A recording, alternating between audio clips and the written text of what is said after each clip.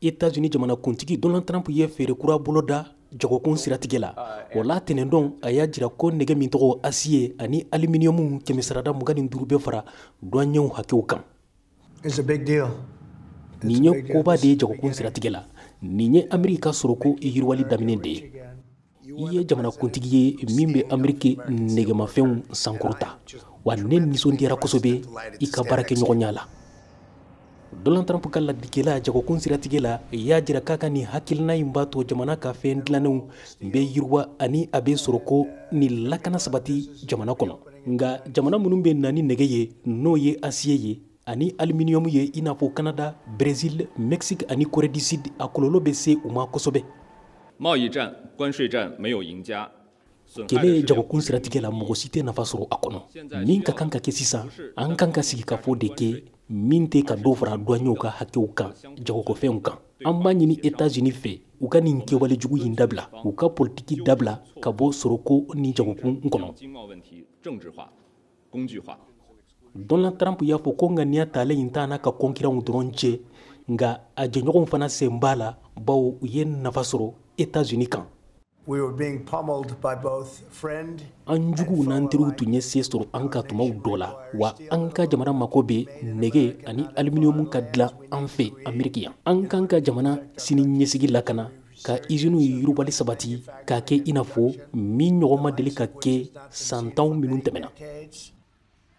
Sɔrɔko dɔnbagaw kɔni y'a jira ko ni dɔ farala douaniers ka hakɛw kan, o kɔrɔ dɔ bɛna fara sɔngɔw fana kan. Jagokun dɔnbagaw y'a jira ko Donald Trump ka ŋaniya in kɔlɔlɔ bɛ se diɲɛ politiki taabolo ma jagokun siratigɛ la. Sanders Heragu ye kalanfa ye Oklahoma mara sanfɛ kalanso la.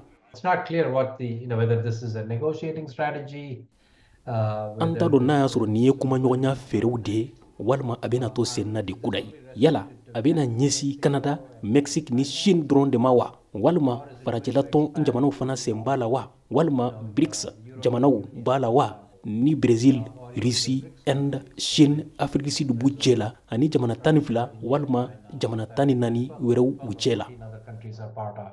A ko Donald Trump ka ŋaniya in bɛ se ka kɛ sababu ye jamanaw bɛ yɛlɛmaw don u ka baaraw la jagokun hokumu kɔnɔ, wa o bɛ se ka kɛ jɔrɔ ye fana jagokɛlaw ni jagokɛfɛnw dilanbagaw ma. Baaradaw tɛ sɔn danayabaliya ma bawo a b'a to baaraw bɛ jɔ.